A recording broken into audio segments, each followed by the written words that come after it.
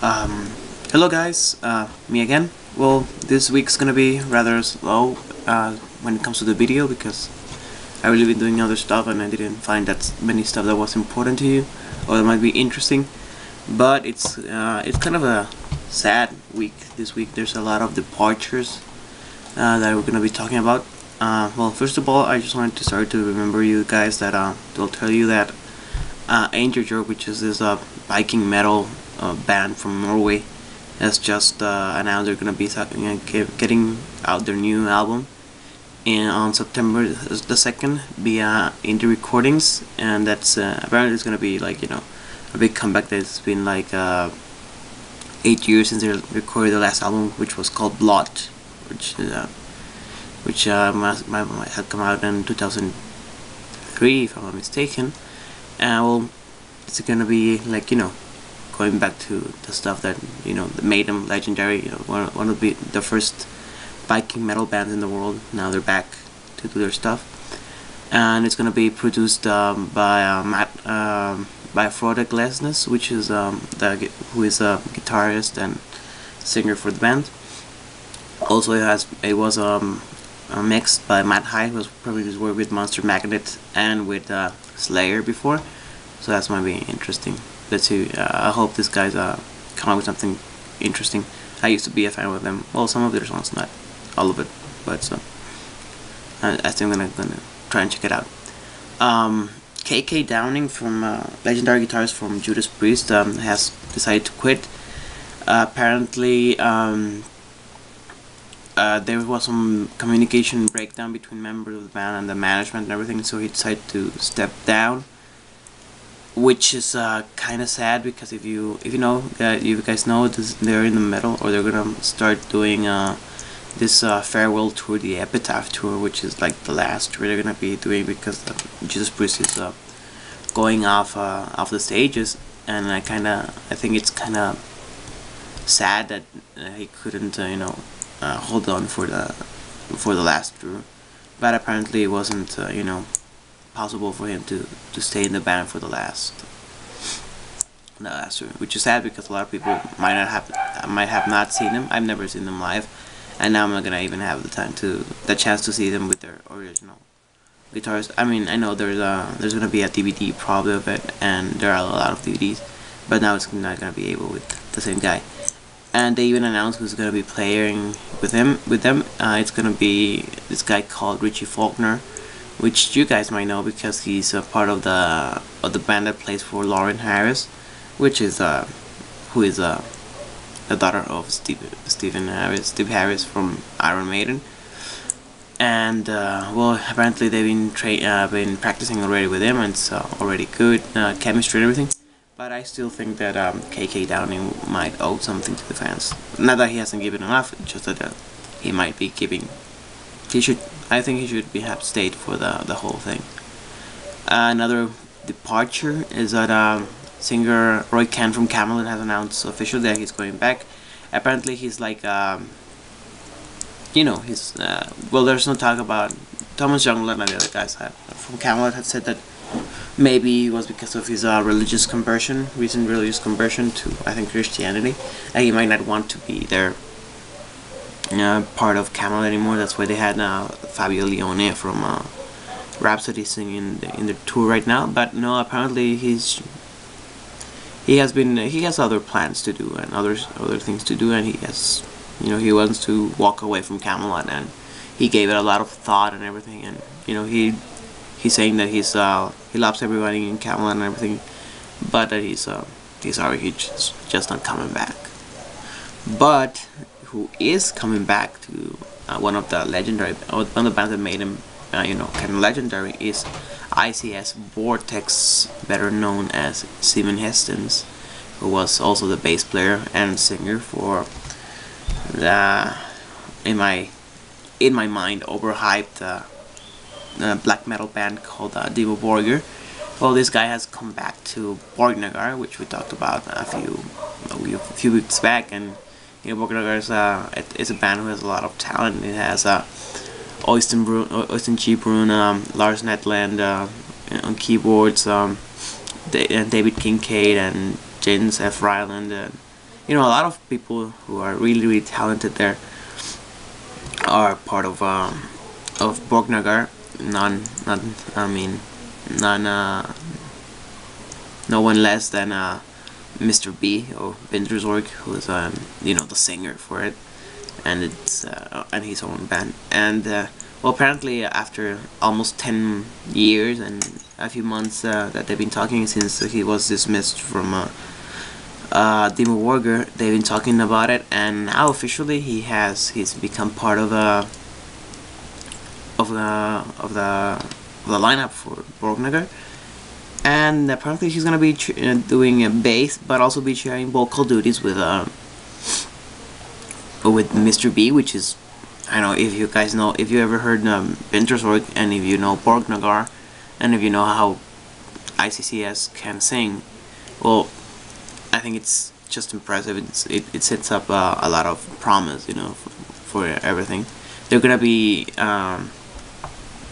headlining the Inferno Festival in Norway, which is gonna be, you know, like a great opportunity for you guys to see them live. I'm hoping they're gonna be releasing you know, like a DVD or something, which I'm probably, you know, which is probably what they're gonna do, and it's gonna be great. And actually there's a long statement of it, you know, well, not a long statement from Portuguese, just said that he's very proud to be part of Borknagar again, and he says that he makes a comment which is a reference to one of the songs from one of the songs from the Cosmic Genesis album by Vintersorg, which we're gonna be talking about in a bit.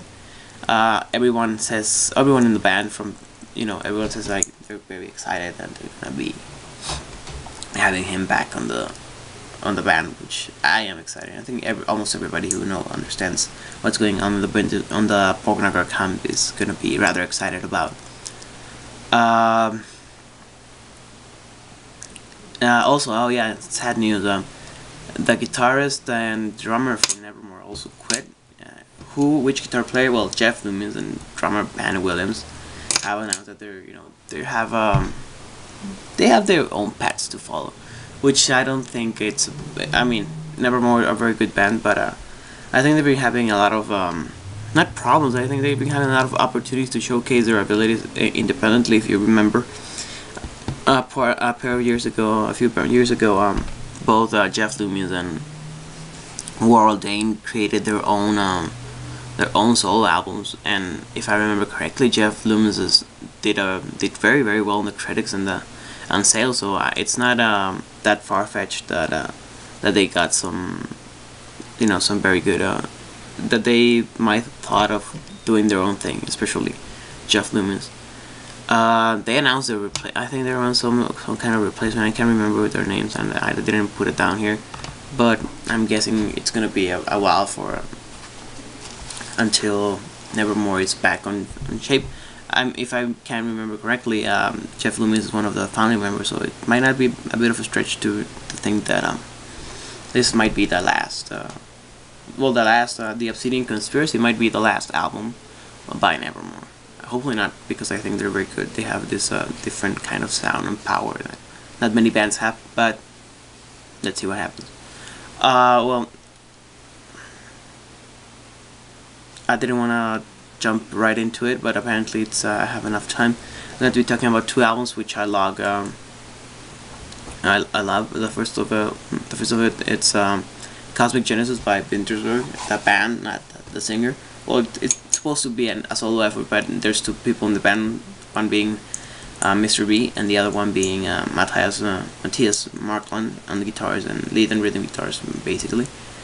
Well, the first Cosmic Genesis is the third album in the out of the 4, 5, 6, 7 albums that Vintersorg has. It's one of the first ones to be. Well, I think it's the first one to have songs in English, and like complete songs. And the first ones, all the Markinsons and Judas Falls, are mostly in Swedish, just like the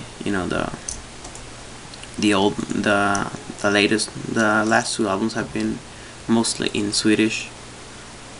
And the Cosmic Genesis is the first one that has a lot of well, that most songs in English. I think it's one of the best albums ever. It has a lot of it has very complex song structures. It has a lot of complex singing, layer singings, and it has a lot of interesting lyrics about cosmology, and a lot of stuff that it's more like thematically it's oriented towards space and cosmology, whereas the other ones were more about being nature and stuff. If I well the Wikipedia entry for it has Niels Johansson doing programming, but I kind of remember reading somewhere that Lars Netland also had something into it. Well, but overall it has a lot of beautiful songs, even the ones in Swedish, which I don't really understand because I don't speak Swedish, and even though I've had a friend of mine done some translation from it. I think every song in that album is rather awesome. You have this really good cover of Uriah Heep's Rainbow Demon, which is great.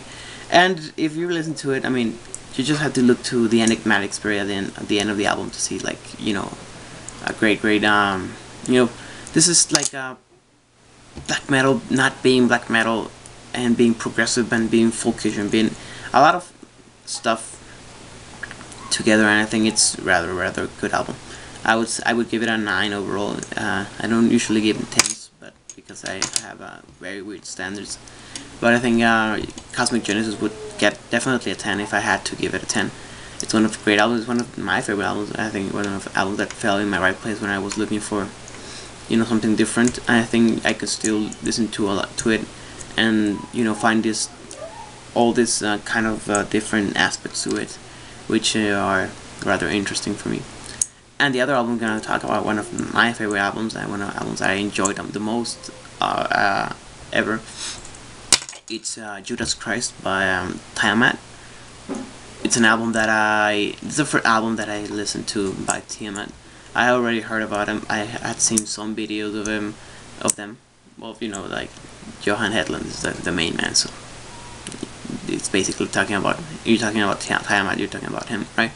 But well, this is the 7th album by Tiamat. It's it's more heavy rock rather than.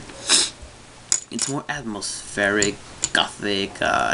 They say it's space rock, whatever.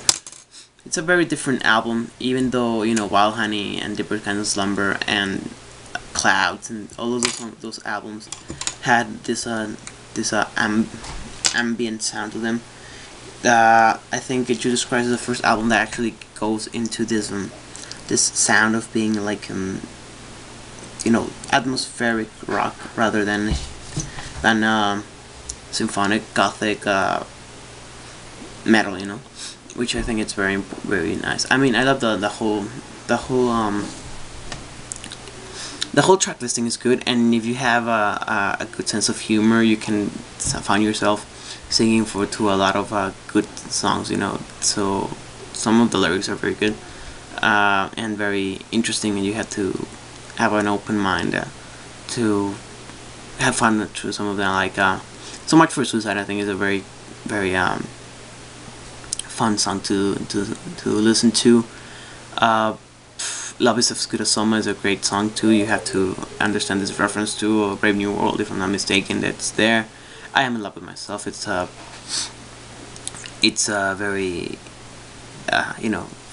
funny song, and Closer to Forgone is like totally out of the blue. It's a very just Johan Hedlund singing along to some acoustic guitar, and I think some drums, but it's not some vastly different from what's usually done for him.